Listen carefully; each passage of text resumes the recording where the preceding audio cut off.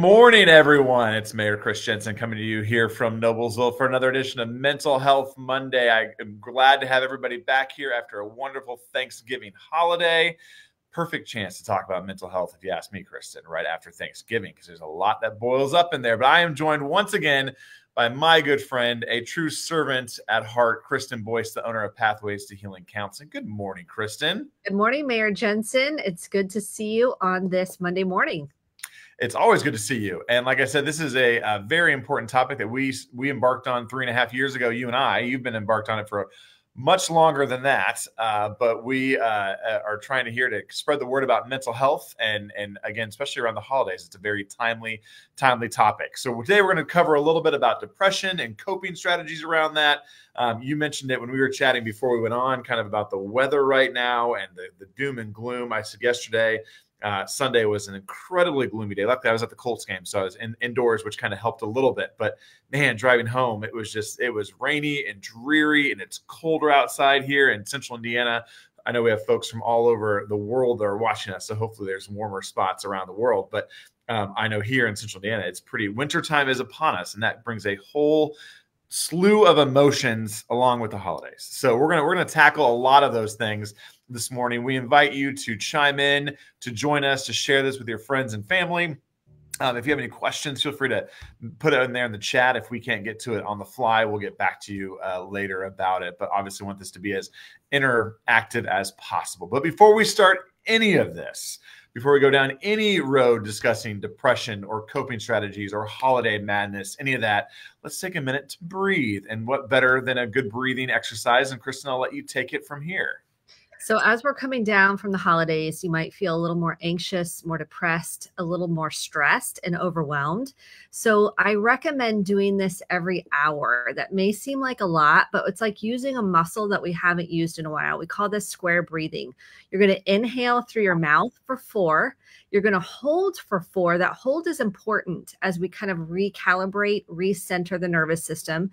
Then we're going to exhale for a long count of 8. If that seems too long, you can adjust the numbers. The main thing is you're feeling your feet on the floor. You're coming back to the present moment, and you're recentering, getting out of fight, flight, freeze, or fawn. That's that people-pleasing part of us that is in a survival mode into more of a thriving mode. So we're coming from the sympathetic, what we call the sympathetic. It's that heightened, like hypervigilant state, to what we call the parasympathetic. Think of peace, parasympathetic, coming back into the peaceful, calm state. So let's practice 2 breaths together. Feet on the floor, kind of relaxing in your chair. If you're standing up, just kind of grounding into your feet. Big, deep inhale through your nose. We're going to hold and then release slowly out your mouth like you're cooling soup.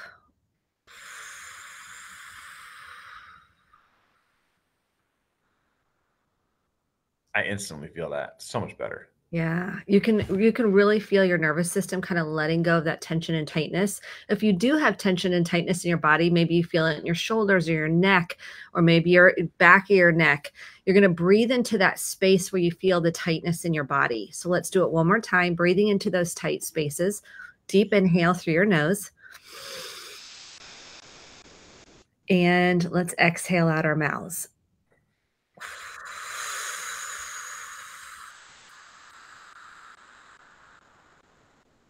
I could just feel my shoulders just drop. And that's really important, that you're letting out anything you're holding in. And that's a big part of what we'll be talking about today with depression. So, yeah, and I always like to chime in on this as a parent of young kids. Kristen, you're a parent of more teenage kids, but teaching this breath activity early on is so impactful. I've seen our kids at a very young age pick up on it. And even encourage each other to breathe and work through some. And now I have a 2.5-year-old who doesn't, tantrum is the tantrum, but the other ones tend to be a little bit better on the breath. So again, please model that. Talk to your kids about the importance of it. Tell them to, take a quick break and breathe, because it does transcend generations down and passing those habits down there, which is all a part of this entire conversation here today. So, all right, let's dive in a little bit around depression. Again, if you're tuning in, feel free to say hi or ask any questions in the chat. We love to hear from folks along the way here. But we're gonna dive in on depression, and that word gets thrown around a lot, Kristen. I would love to chat for just a second too on the outset here around the topic of seasonal depression. I think there's a differentiation between the two, and that's really your space. So, would love for you to chime in. I know I have suffered in the past from seasonal depression, and especially in the winter months. I think even years ago, I think I even went to like the tanning bed, which I'm sure we're not supposed to talk about anymore because with skin cancer. I'm pretty sure I did that back in the day to help get through that. I know there's lamps, there's all sorts of things you can do around this topic. So let's talk about seasonal depression, what that is, and maybe some tricks for that before we move into an entire topic of depression, if you don't mind. Absolutely. I love the word seasonal because that helps you kind of differentiate when you feel, typically you're feeling interest and joy in your daily activities. You might feel some motivation when there's seasonal changes and we have more dark rather than light. Our nervous systems and our bodies feel that. We produce less serotonin. So there actually is a reason why we feel less joy and more sadness during the seasonal change, especially when we change to daylight savings time. At least here in Indiana, people feel that difference in that daylight. We have less daylight. And so when we have less daylight and in the winter months, we start feeling that we're less likely to be outside. Some people still get out there and walk. That's fantastic. We're less likely to be out in nature. And so we're seeing the difference in our nervous systems without being outside in the sunlight and in nature. We're less active. And so during those times, we will see a change in our mood. So depression is really, and I don't like saying this word, but they call it a mood disorder for those that are, we're looking at technical terms because we're having less interest in daily activities and less motivation. And so the difference between the two is during the seasonal time, it's only limited to those seasonal months. So it might be the fall, winter months, and then you're coming out of it in spring and summer and you feel different. Depression can last 2 weeks or longer, depending on the intensity of the depression. And it's just not limited to seasonal change. So those are the two distinguishing factors. That's incredibly helpful, and I think again, I think folks realize their mood changes a lot this time of year, and it can be depressed mood, it can be anxiousness around the holidays, which we're going to kind of cover next month a little bit too, kind of coping with the holiday stress. So kind of differentiating, knowing that it is a chemical reaction in your body, which I think is helpful for some folks to realize. It's not just you. I mean, it's a natural thing, and it's pinpointed in science. I think that's helpful for people to understand. In terms of folks that might be dealing mostly with seasonal depression, what do you suggest as kind of remedies or suggestions for folks that might be tackling that today? I'm going to get some highlights. The first one is get yourself a light. You can get them at Costco. You can get them on Amazon. She just opened a brand new Costco in Noblesville, by the way, last week. I know your husband was there with me. We did some damage there on Black Friday. So anyways, a little plug for Costco. Yes. So you can get them anywhere. I definitely recommend consulting your doctor first. Also, if you feel like this is really affecting your functioning, you're not getting out of bed, you're having trouble showering, the hygiene, your sleep is impacted and your eating, I highly recommend consulting your physician or a psychiatrist. So I definitely want to say that. In terms of just kind of your day-to-day activities, if you can get outside, and I know on these, like yesterday, no one wanted to be outside. It's rainy, it's cold, it's dreary. Get yourself by a window. So light and being close to nature, watching nature outside, whether you see, we have eagles here around where we live, and that just brings me so much joy to see the eagles. Look for wildlife. Next, I recommend, if you have a pet, I recommend getting a pet. Oftentimes during those seasonal months, we feel lonely. We feel increased sense of isolation and loneliness. And pets are proven scientifically to help our mood and that sense of loneliness. The third thing is getting out with other people. And when we feel depressed, we don't want to be with other people a lot of times. We want to isolate. This is really important that you have a support system that you can do vulnerability, you can be authentic, and you can say, hey, I'm feeling depressed, I'm feeling sad.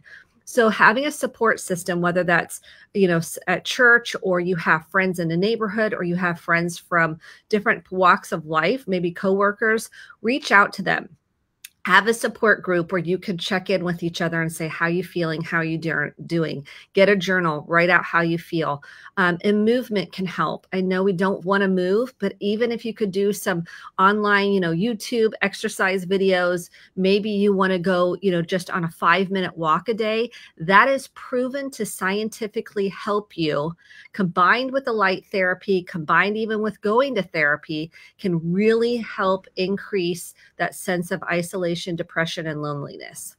That's awesome. Thank you. And like I said, I know in the past when I have dealt with seasonal depression, movement has been key for me. Trying to up my Orange Theory workouts, go a little bit more often, get on the treadmill in the morning just to get the body moving. Again, even though you don't want to, certainly helps you process this time of year in particular. So, all right, well, great. Well, like I said, I couldn't touch on depression without talking about seasonal depression.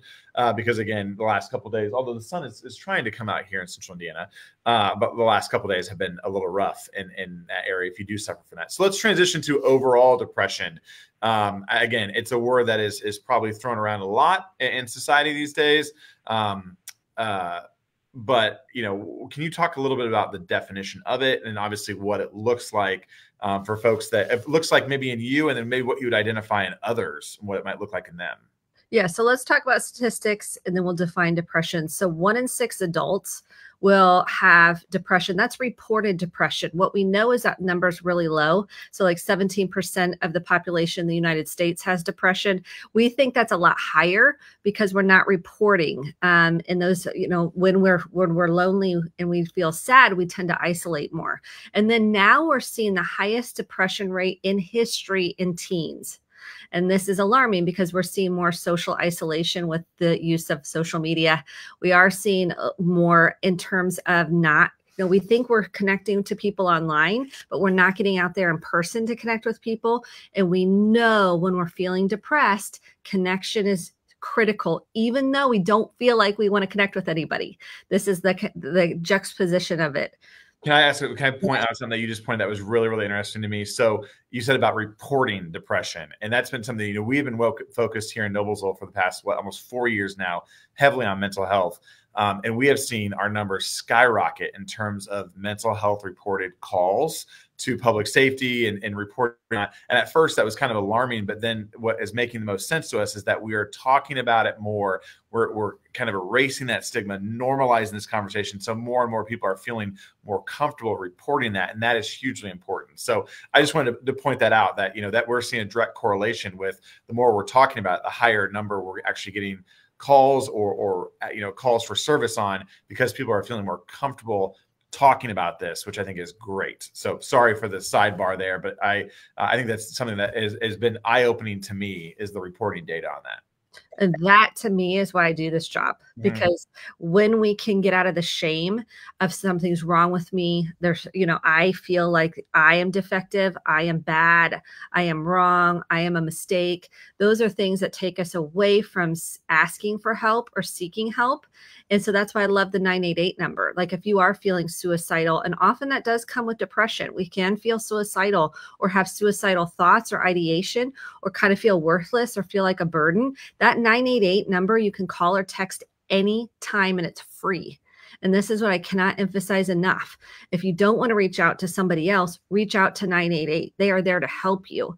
And when you can say, okay, depression it's a mood, technically, again, it's a mood disorder, looking at our decreased sense of interest in daily activities or functioning. We will tend to isolate more. We might sleep more or less. It could affect you either way. Maybe we're upping the consumption of alcohol, which is a depressant, which will make you feel 10 times worse. So when we're trying to self-medicate, maybe we're taking more substances that we normally wouldn't take. Maybe we're eating more, eating less. Maybe we're not showering, or we're not taking care of our hygiene because we are feeling sad or we're feeling isolated and lonely. There's many different warning signs. Typically, you're going to see somebody really, maybe they're more angry, they're more irritable, or maybe they're withdrawn and sullen. When you try to interact with them, maybe they're not themselves. You'll notice a marked difference in how they were and how they are now. I need to distinguish the difference between grief and depression. So when someone comes in to me and they're like, I'm depressed, I'm like, well, tell me more about it. And they start telling me about a loss. Maybe it's a pet loss. Maybe they lost a job. Maybe they've gone through a divorce. Maybe they have, had shared custody of their kids and they're not seeing their kids as much. Maybe there's been a death. That is called grief. And that is a normal response to the circumstances. And there's a difference between grief and depression. Grief is, it kind of comes, at the beginning, it feels like it's depression because we're feeling sad, we're feeling more isolated, we're feeling more lonely because it's rocked your world. That makes sense given what's happened. Depression is different. We're not associating that with necessarily grief. There might be a repression of your feelings. There might be a repressed part that needs to be tended to from your past. Maybe you didn't get to process trauma as a child. Maybe you didn't get to process how you felt. Maybe you had hidden parts of yourself and you had to repress them or suppress them in order to survive. I often look at what are the suppressed or repressed parts that now look like depression, but really it's suppression because it was a survival state. And that's a different way to think about depression than we normally do. Now, certainly there could be something chemically going on. That's why I recommend going to your doctor, consulting a psychiatrist or physician, or certainly a therapist to find out, is there something more? How do I get to the root? How do I get to the heart of it? Maybe there was a trigger that started the depression that you don't even know. Maybe it's a body memory. And all of a sudden you're like, I was fine and now I'm not fine. That could be because there's a repressed emotion, body sensation, something that needs to be reprocessed, meaning I identify, I feel where I feel it in my body. I can start working through the emotions and the beliefs I have about myself, like I'm an idiot or I'm a no good, whatever. Those are beliefs that come from a long time ago from trauma.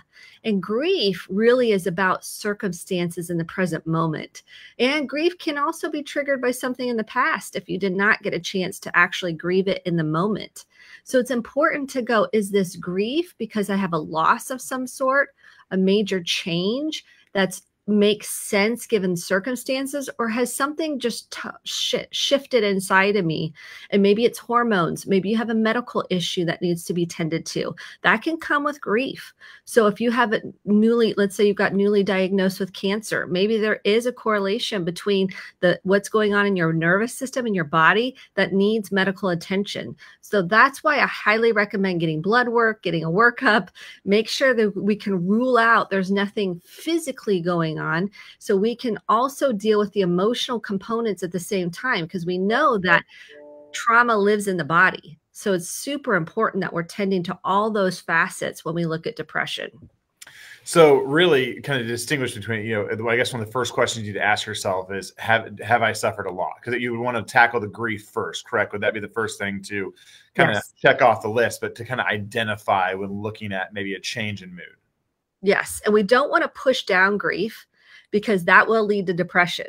Okay. So if we have gone through a loss of any kind, job, person, pet, divorce, a transition, a relationship loss, it's important we process and identify those feelings rather than medicate them, bypass them, push them away. And I don't mean medication as in we might need some medication to help us get through it.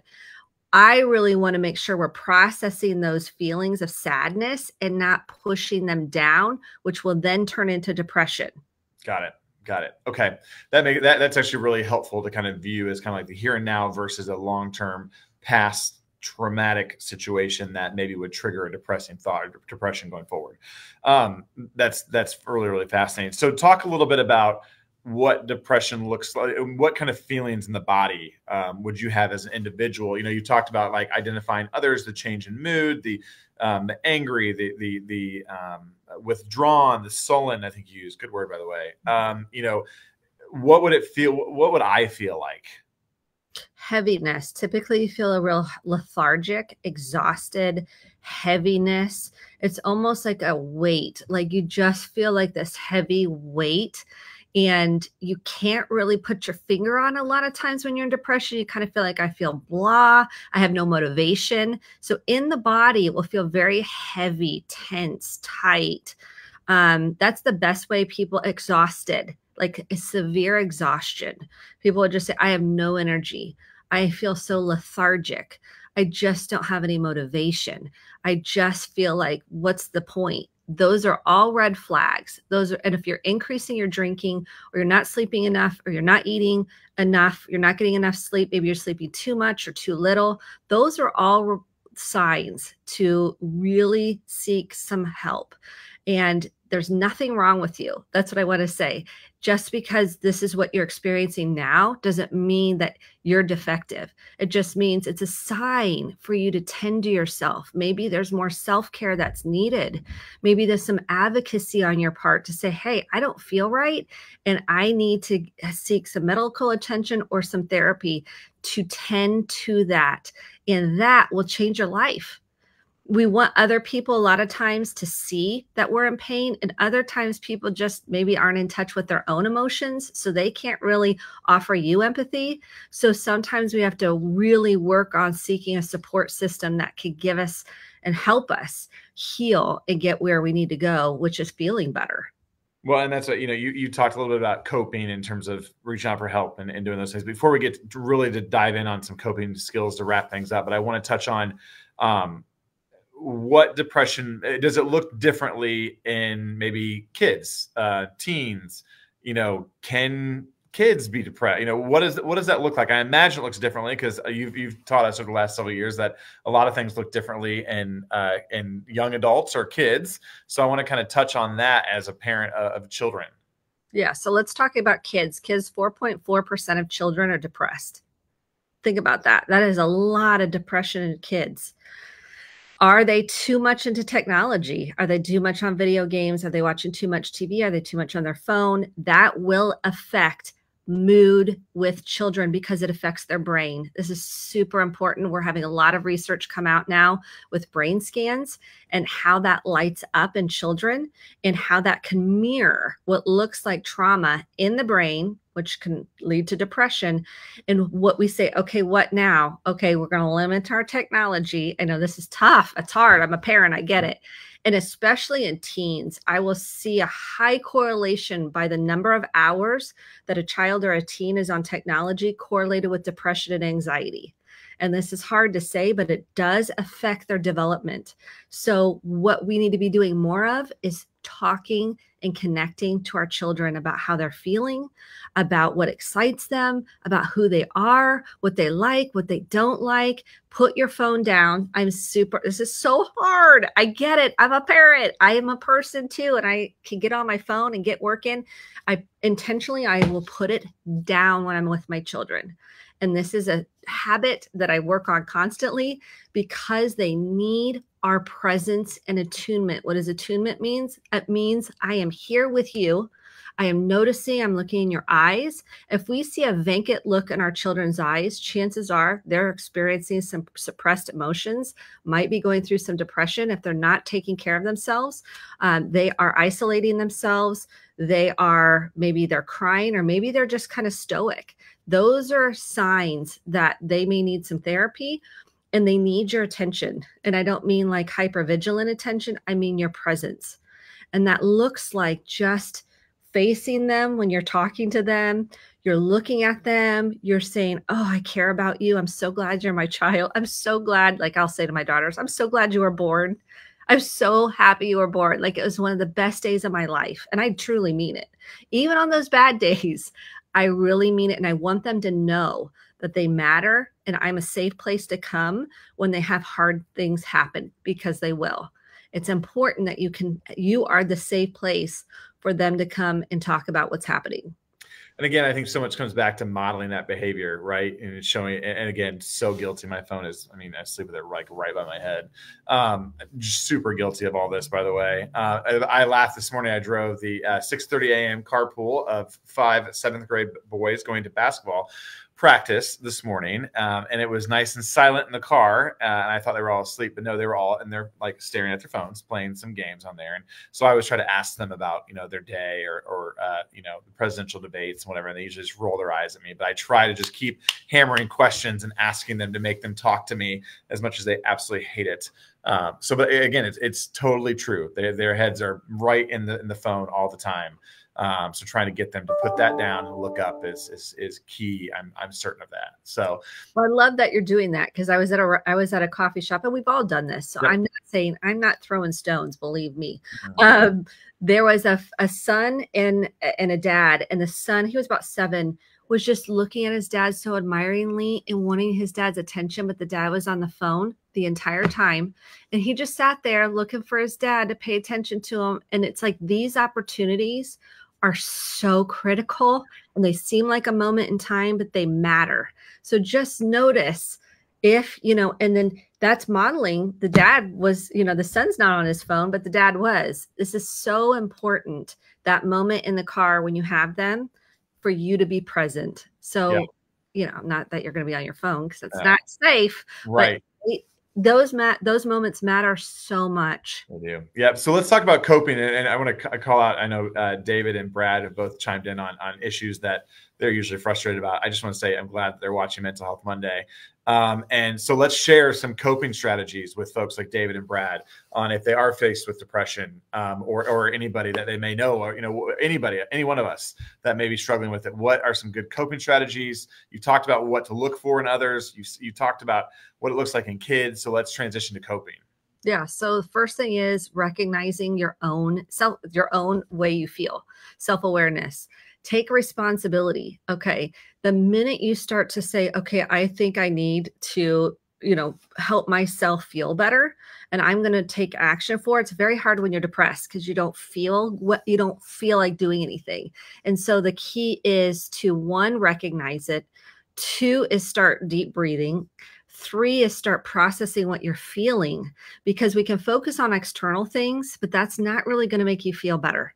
What is going to make you feel better is start focusing on the internal. What are you feeling? What's going on inside? How can you break generational patterns for yourself? And that's advocating for yourself. So it's asking for help. I can't emphasize that enough. Again, 988. Getting into a support group, going to therapy, talking to a friend. I mean, we can keep going on how to ask for help. Get on the internet, look up depression, how to work through depression. Now we have so many resources out there that use what you have.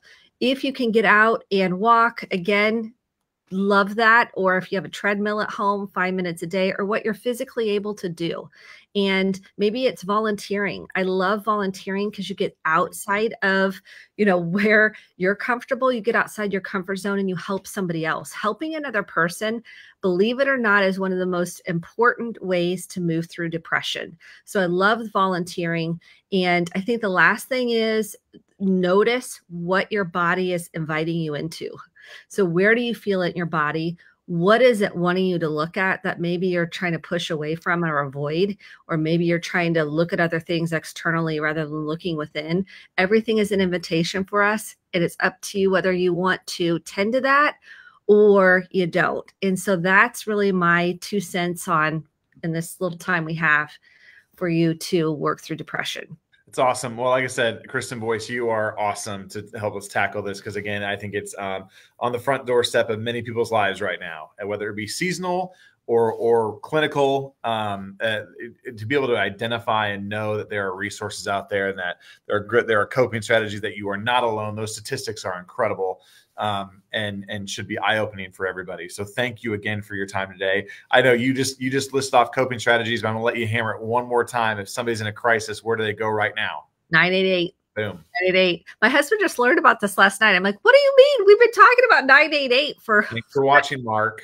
Oh, I didn't know. I go, what's on Mental Health Monday? So 988, that is the number. Use it. And the teens love 988. This is my daughters are like, Dad, it's everywhere. 988. All my friends know about 988. This is the key. Pass it along to those you love. Pass it along to your children. Make sure they know about 988, please. Yep. If you have grandkids, tell them. Even if they already know, tell them again.